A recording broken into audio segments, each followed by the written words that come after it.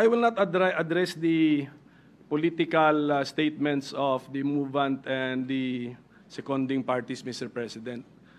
Ang tanong nila kung makakain ba daw itong impeachment process. Pero marami namang bagay sa buhay na importante rin na hindi nahahawakan. Tulad ng hustisya. Ang hustisya, hindi nga natin makita, hindi natin mahawakan niya, pero napakahalagang bagay po sa buhay ng tao. Ngayon, pagdating po sa Constitution, bakit inaangalan ko yung motion? The motion actually is unconstitutional, in the opinion of this representation, because according to Article 11, Section 3, Paragraph 6, first sentence lang yung babasahin ko, the Senate shall have the sole power to try and decide all cases of impeachment. So tignan natin mga fellow senator judges, sole power. So ibig sabihin ng sole power, tayo lang ang may kapangyarihan, ang Senado lamang ang may kapangyarihan na mag-try and decide. So litisin ang isang impeachment case at hatulan, desisyonan. Ngayon kung aayaw tayo kaagad, ni hindi natin na-try, ang try is litis, palabas yung mga facts para ma-apply natin yung judgment natin sa facts, wala na pong matatakbuhang ibang body. That's why a motion which cuts short the entire process is unconstitutional. And then, same article, Section 3, Paragraph 4, basahin ko ulit ito, pero paulit-ulit ko na ito sinasabi when we were in legislative session. In case the verified complaint or resolution of impeachment is filed by at least one-third of all the members of the House, the same shall constitute the articles of impeachment, and trial by the Senate shall forthwith proceed. I believe, and I think I'm correct, that the impeachment case against the Vice President falls exactly under the facts assumed in Paragraph 4. This is the articles of impeachment filed by at least one-third of all the members of the House. Lampas-lampas pa nga sa one-third of all the members of the House. Therefore, what should the Senate do? Trial by the Senate shall forthwith proceed.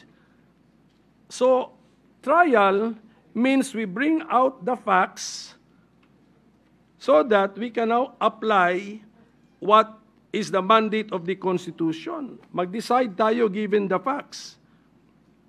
Should that impeached official continue to remain in office, or should that impeached official be removed from office? High-ranking government official. So kung makita po natin, in two constitutional provisions, andun yung word na try, andun yung word na trial. So wala po tayong choice but to respect, lalo na ito, we fall squarely under this subparagraph 4 which I just read. We have to respect the decision of the overwhelming majority of the members of the House of Representatives, more than one-third, because they are also the representatives of the people. If they find something worthwhile charging a high-ranking government official with an impeachment and impeaching that official, the Senate has no choice but to hold the trial. Bakit? Yung mga representatives ng taong bayan sa House of Representatives, gusto rin makita ng taong bayan, did they act properly? Did they act justly? Ano bang ebidensya nila? Ilabas yan.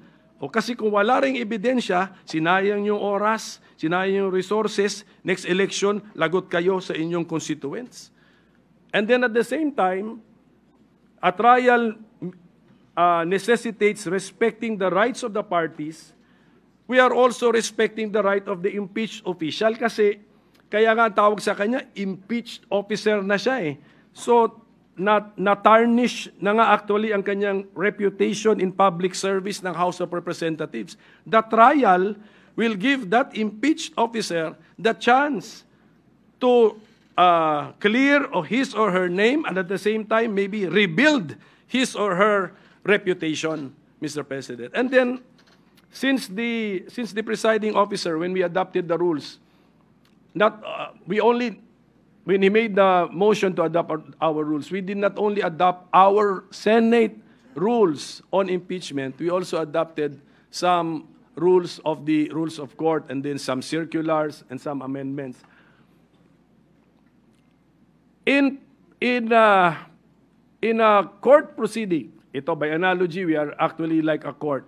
In a court proceeding, since the judge should observe the cold neutrality of an impartial judge, yung mga pagkakamali or pagkukulang alleged sa complaint, sa information, it should be the affected or aggrieved party which should raise that before the judge or before the judges in a collegial body.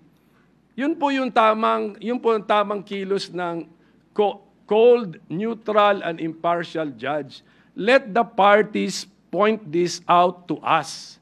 Therefore, even if you want to entertain this, although ako sabi ko it's unconstitutional, we cannot entertain this, in the normal court processes, this may even be premature to entertain because let's await the answer to be filed by the impeached official. Tignan natin if she, the impeached officer, will point this all to us. And then, sabi ko nga, ang daming facts na kailangan natin malaman. Did yung mga 10 days, 3 days, and then it requires familiarity with the rules of the House.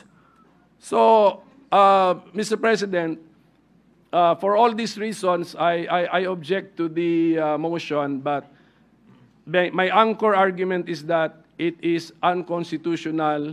The Senate, as the impeachment court, cannot cut short the process by dismissing an impeachment complaint, Mr. President.